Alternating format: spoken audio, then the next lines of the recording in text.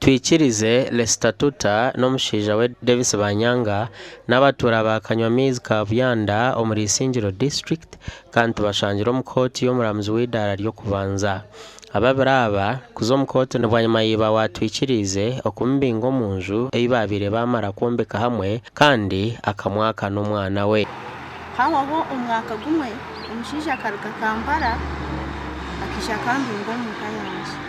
Ekejo yitu atandikire kwombeka hamwe twine abaana babiri. Ahabwokuba nkani ntura Kampala ndi kukorerayo agira ati mbona hati zo mu cyaro uze kukuraninga uko turayombeke kahabwokuba ati nkajyombeka.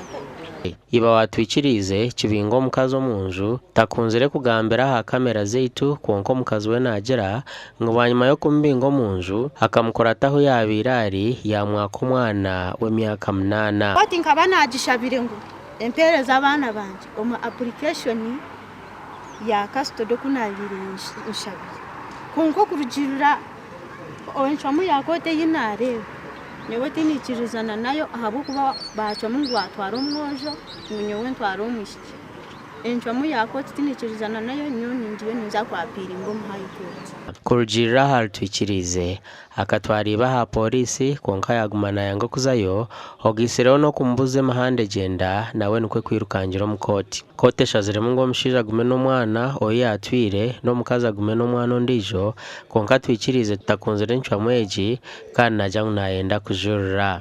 Ogu ayeterire nduru owa mukuru w'abaramuzi kureba ngo yahewa abana be bombi hakiri. Gasha kwa Ruth Nuwamanya.